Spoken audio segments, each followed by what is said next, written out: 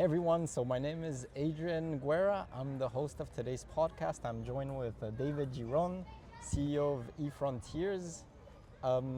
So today we're going to talk about a couple of things. I just want to start things off by saying that David played in stadiums filled with 100,000 people, and now he's leading a startup in the financial education space. David, tell us, how did that transition happen? Well, first, I started my career playing football. That was my dream. Coming from Guatemala, I might have been a bit crazy.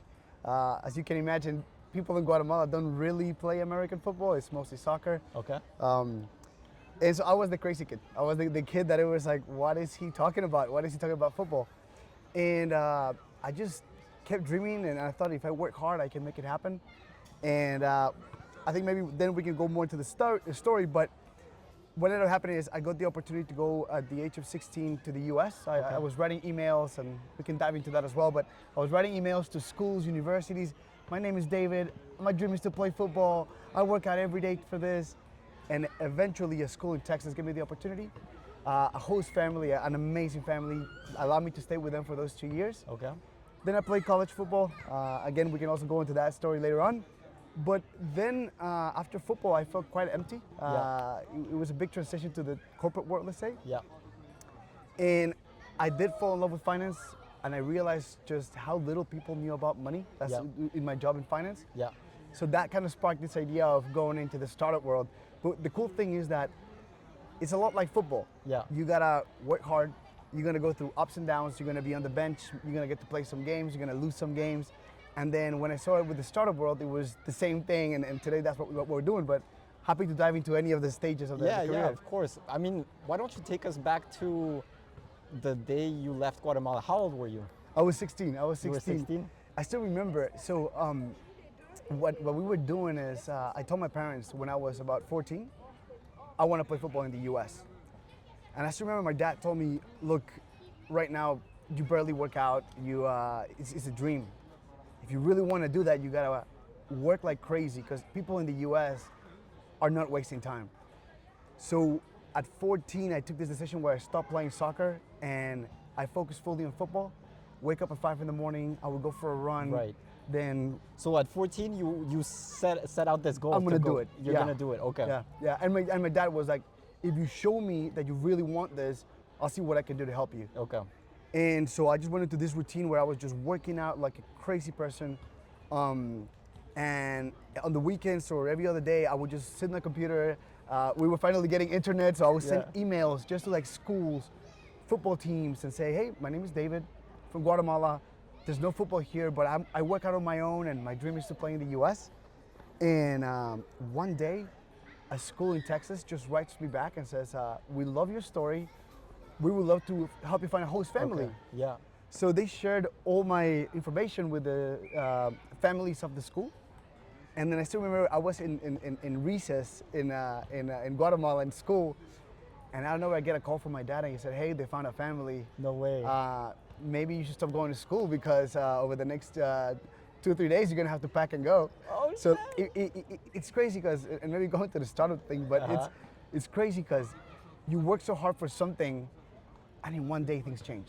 Wow. And so it's really when you least expected, and so that's so when your dream came true, really. Exactly. What you had set out at 14, it was finally materializing. That's awesome, man.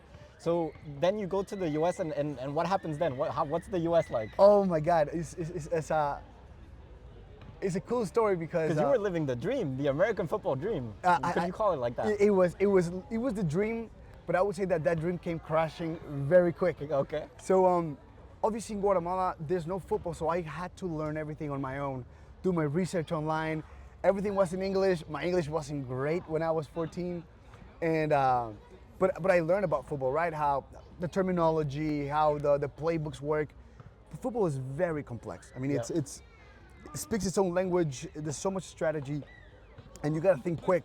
Yeah. So when I showed up to the US, my level of football knowledge was very bad. I was physically, let's say, ready? Good. I wasn't huge. I wasn't the biggest guy. I was always some of the smaller guys. Yeah. But I was strong. I was pretty quick. But knowledge-wise, I didn't understand anything.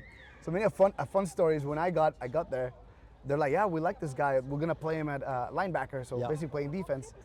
And they tell me like, what I was like, coach, what do I do? And he says, you gotta go to the flats. And I'm like, I don't know what the flats is, but I don't want to. What is the flats? What is it? It's an area of the field. Okay. So my position, my job was to drop into that area Yeah. and protect it basically Okay. from any pass. Okay. If there was a run, I had to go tackle. Yeah.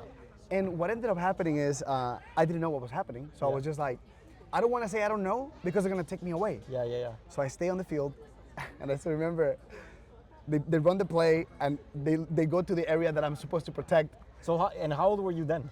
16 is 16, when I okay. is Oh, when I you just got there. arrived. Okay. And I'm not there to protect, right? Yeah. And the coach is like, go to the flats. And I mean, these coaches are aggressive. They're using Yeah. like cuss words, right? And I'm like, I don't know what he's saying. Yeah. I'm nervous now. Another play, same thing. Coach goes, get out. And I realized just how little of football I knew. Yeah. So it kind of went back to square one. Yeah. I said, I'm gonna be the first one in the gym. I'll be the last one in the gym. I'm gonna Okay. watch as much film as I can and start learning. And that's where my dream kind of crashed because I realized I But wasn't at good. 16, At when would 16. you say? At 16 already it was 16 still. crashing. Okay. Yes, because I realized that, coming from Guatemala, I was Yeah. the only one playing football, so I Yeah. thought I was gonna be good. Yeah. Once you get there, these kids have been playing football for years. Okay. And Lo cortamos. and so when finally I started working out, I had like a brother in the family that I was staying with. He was an amazing football player, and he helped me a lot. He was trying to teach me about Okay. football, and Yeah. Okay, but at 16, like that's like pretty young to like have your dreams crushed, like because you still went on to play for years after that. yes, but I didn't know that I was going to be able to play on the next level. So Okay. just to give you an idea, to play college football in the U.S., college football in the U.S. for you that might not know it, it's professional football here in Europe, right? Yeah. Professional soccer here in football. You got great facilities, huge stadiums. I mean, like you were saying, 100,000 people. But you got to that. I got to that, Yeah. but only about 3% of players get to play at that level from high school. Yeah. And I was so bad when I got there because I didn't know the sport that there was no chance I would ever play college football. No Yeah. chance. Okay. My brother, Right, and you realized at 16. Okay. at 16, got it. so I was like, wow, I did all this. I got here. Yeah. But I just said, you know what? I'm gonna wake up every day, Yeah. and I'm just gonna show up, and I'm gonna work as hard as I can. And so, just by doing that, I started getting better, but I didn't get enough film. So in Yeah. football, they film you, and then you send those films to Yeah. the universities. But one university said, sorry, I went back to the same strategy as in Guatemala. Send emails. Hey, my For name college, is David for for college. college, Got exactly. it. And this university, Division One, said, look, we love your story. We might not be able to give you a scholarship, but we'll give you a shot. Yeah. And so I showed up to Western Carolina. It's a Division One school. My parents helped me, of course, and the family that I was, everybody supported me to get those first semesters in. And I showed up. A coach asked me, when I talk to you about football, what do you think of? And I said, like, video games. And he's Yeah. like, and he just starts laughing. He's like, no. Every morning, 6 a.m. in my office, we watch football. And this guy taught me everything about football. And on the spring, I actually got to start playing. And I became the MVP of the spring season. And I got a scholarship. Oh damn. And then things started picking up. So how long were you playing college football for? So I played for 4 years. Okay. I played at Western Carolina. The first 2 years, I didn't really play much. Yeah. The level was just too good. My third and fourth year, I played decent amount, Yeah. but I was not a superstar. Right. But because after that you left the US and you went to Germany, right? To play. That's exactly it. So then that was another transition. Exactly, Yeah. exactly. It's funny. It's a funny story because I was playing college football and I was like, look, like you were saying, we played Alabama, Virginia Tech, Marshall, Middle Tennessee stadiums. I still remember my family came to watch me one game in Alabama with 98,000 people. It was just the most incredible experience. Yeah. But I realized that after college, that was that. My dream Yeah. is over, right? Yeah. Not many people get to play after college. One day I get an email from a team in Europe saying, hey, you want to come play American football in Europe? And Yeah. I thought, that sounds like a scam, right? There's no football in Europe. Who was it? It was a team called in Mannheim, the Okay. Rhein-Neckar Bandits. Okay. Division One in Germany. They were they had some solid years and they were going down. But I said, why not? Let's do it. So I'm in Germany. So at that point in time, you were in the U.S. In the U.S. at the end of college, and you were thinking about like, what am I gonna do next? Exactly. What's the next thing that I can do? And then so I moved to Germany. Yeah. And they emailed you this time. You weren't emailing all these people. Yeah, this time exactly. And then that's where I really found out like there was football in Germany, and I got to travel to Germany. I played in that team. We didn't have a great first season. Yeah. But I had a really good season individually. Okay. And so a team in Frankfurt yeah. called me for the next year. Okay. If I wanted to go play in Frankfurt, and that's where I signed my second year. Got it. Okay. So how long did you play in Germany for? Wow, in Germany I ended up playing I think a total of 5 years, if I'm not wrong. 5 years. And how would you compare like American football with like the football in Germany? Yeah. So it's another level. The U.S. I mean, the amount of money that goes into football in the U.S. Cannot compare it, right? Where did you feel more like a superstar? I would say that in Germany, because I brought a level that was from the U.S. Okay. So your best years were in Germany, actually. Exactly, because I brought more experience. Yeah. So I would say better than the average, and I was pretty, I don't want to say well known, but I had some really good seasons. And Frankfurt, we were always like battling for the trophy every year, and I was one of the key players. I would say there was amazing players all around. And but because I was European, it was a really good thing because in the league, they limit the number of Americans that can play on the field so that the teams can be leveled. If not, the rich teams would just get a bunch of Americans. Yeah. But I had brought the American level, but I had a Spanish passport. Yeah. So that brought a lot of value. And so teams would go and recruit people like me. And so I played with people from Austria, France. My roommates were from Austria, France, people from the UK, so from all over the world with similar stories, right? That went crazy about football and did everything. So it was super cool. It was the best experience of my life. Cool, awesome. So it was what, like a 10-year span career, something like that in total? All throughout it's about 10 years, and maybe just because of the question you asked at the beginning, I always think it was like my first startup. Yeah. Because there were so many unknowns, so many ups and downs. I mean, there was days that I'm not gonna lie, man, I was crying because I thought my dream was over. Yeah. I realized I was not gonna go to the next level, or I wasn't gonna play. But you kept going. Exactly, and I just said, put one foot in front of each other, and just keep going.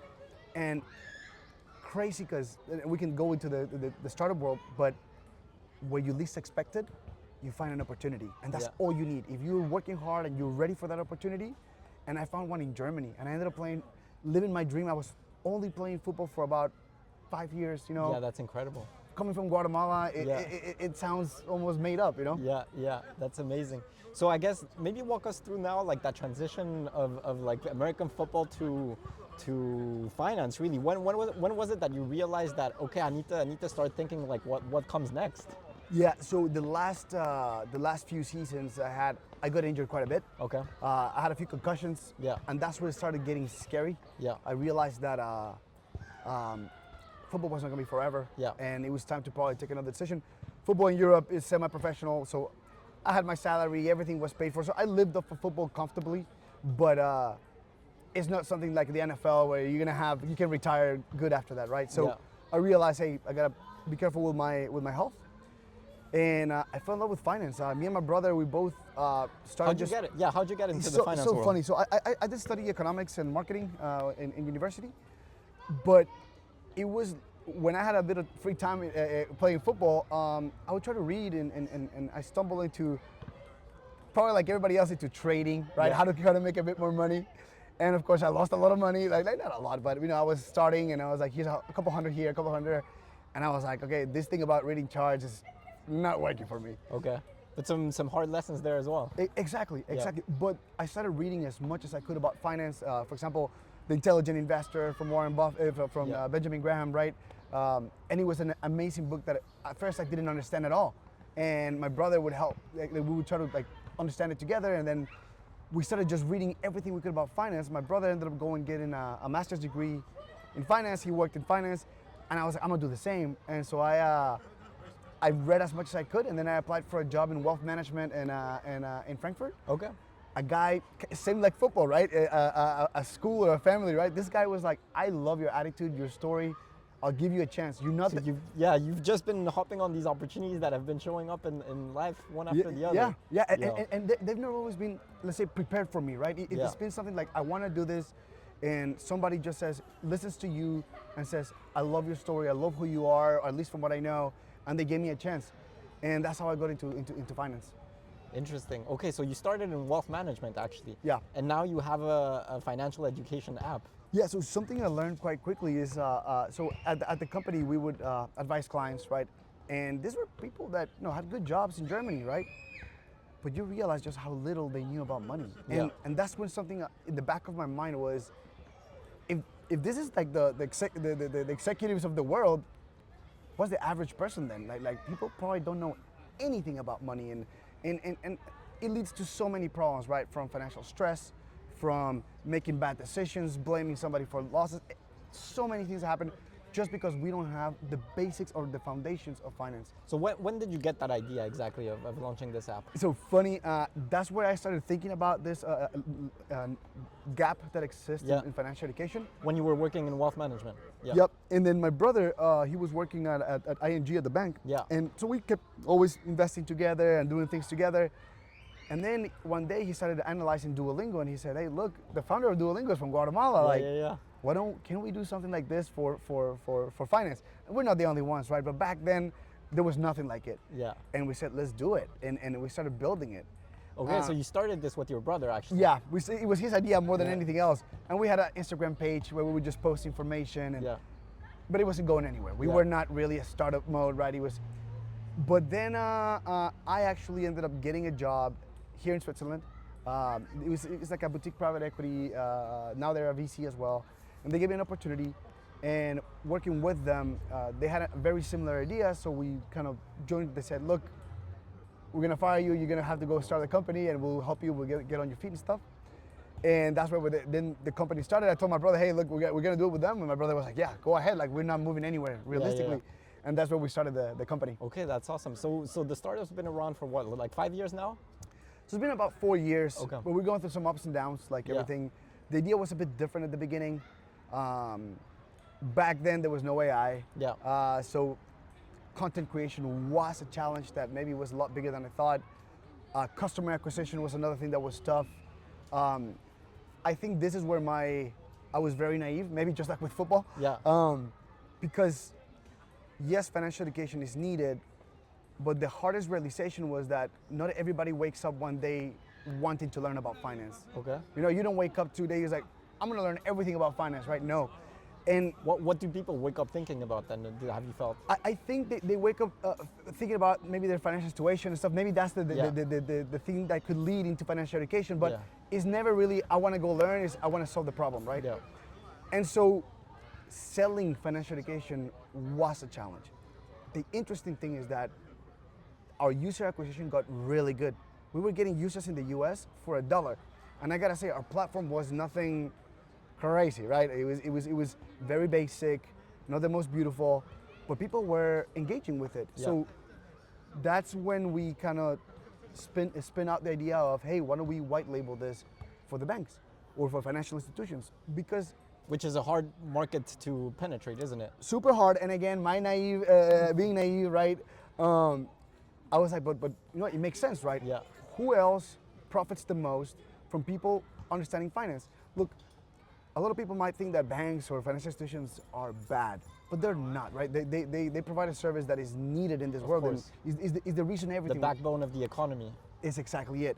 So yes, some banks in the past or some financial institutions in the past have done some bad things, right? We know that. But it's also our fault, right? Like, if you knew what you were getting into, then it's your responsibility. It is your money at the end of the day. Yeah. And so that's why I thought, it's such a good fit that the banks can educate people. Yeah. Because if the uneducated get educated, then that will raise the demand for financial products. For example, if you never invested, but I teach you that you can invest in a very, let's say, safe way with average returns, right? Yeah. You would think, okay, let's get started because that's knowledge you didn't have before. And so it really started becoming this idea of using education as a customer acquisition tool. Yeah. And also it makes them closer to their users, right? As users engage through the app and because I'm not always checking like my bank account and my investments. But this kind of app, like it could make me like invest more and so on and so forth, right? And that's exactly it. I think everybody says like, if you could do something with your business, what would it be? And they're like, I would learn more about my customers. Yeah. Well, what better way to learn about your customers by talking to them every day, Yeah. right? Every day you're engaging, you're asking them questions. Yeah. They're telling you, I don't like this, I like that, I want to learn about this. Yeah. You That- send them notifications, you send them emails like you do, the newsletter, which I always receive. Appreciate it. Yeah, yeah. So it's a great way to stay in contact, and you're building that trust. Look, I always tell people like, when you read a book, Yeah. do you feel that you create a relationship with the author, but you don't know the author, but Yeah. you just read his book, so you trust them maybe a bit more than, Yeah. right? So that's what you can do with education, is build that relationship. And then to your point, it's about learning from what they want. Maybe your clients want to start investing and you don't Yeah. have a good product for them, Yeah. right? Or more people want to buy a home. I don't know what that is, but with the data, now we can learn that, and then we can help them make better decisions. And the best part is that when a person buys the product that they actually need, everybody's happy. Yeah. And so if we were to bring it back to like the days where you were playing American football, how does that experience like tie back into like this startup world and the startup life that you're now living? Yeah, look, I know you've done the startup as well in the past, and it is the toughest journey. Like, I compare it to football, and football was incredibly tough because, like I told you, 16 that was easy compared to this. This is another level because there's always problems. There's always, you have limited money. You're trying to raise money. For example, we did get backed by 2 small VCs last year, which was amazing. But getting there, we had to get, people say 100 no's, we got 300 no's. Like, it was impossible. And you're selling this dream, and not everybody believes what you're selling, right? But all you need is that one person, that one family that gives you a chance, right? So that's what keeps me hopeful, because I've seen in the past, and I think opportunities happen to everybody, but you need to be prepared to take them. So just like football, I just wake up every day, I show up early in the office, I'm trying to stay as late as I can, being productive, right? If there's nothing to do, then of course I try to take a break. But I think it's just show up, work as hard as you can, and things will pay off. And I think it's just like football is the same with the startup world. Yeah. Cool. Well, look, I appreciate it, David. Thank you so much for hopping on this chat with me, and I hope to see you soon again. Thank you, Adri. Looking forward to it.